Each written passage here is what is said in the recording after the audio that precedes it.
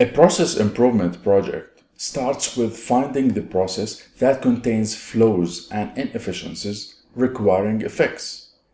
This is what is called the broken process. So you start scanning your workplace looking for a process with specific criteria, a process that exhibits specific symptoms to cure.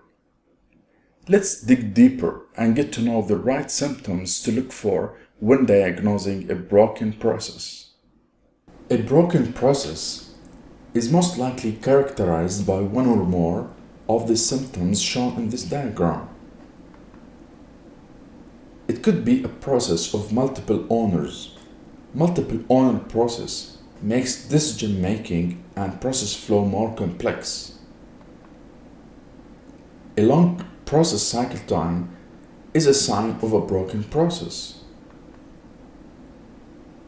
Also, a process with stubborn, persistent problems is a red flag one.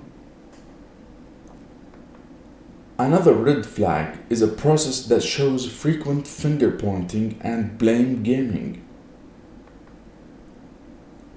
If a process flow shows excessive reviews, checkpoints, sign-offs, or approvals, then it is a sign of an inefficient process that might need a fix.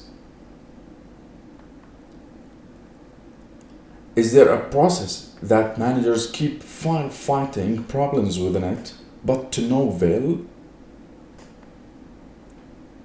Lack of consistency and excessive exceptions and special cases are also signs of a broken process.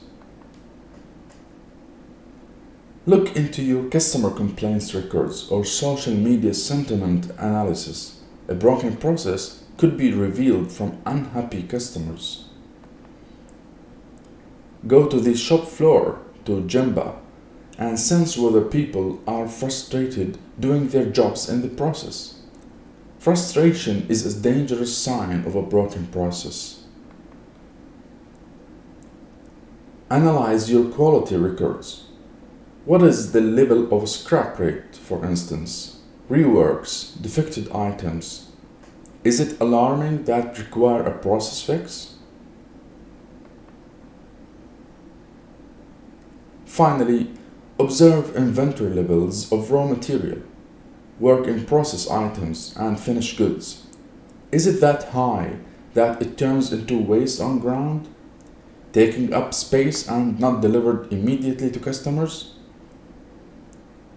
So, whether you work in a manufacturing or service industry, you will find at least a couple of these symptoms when you just have a quick tour into your workplace.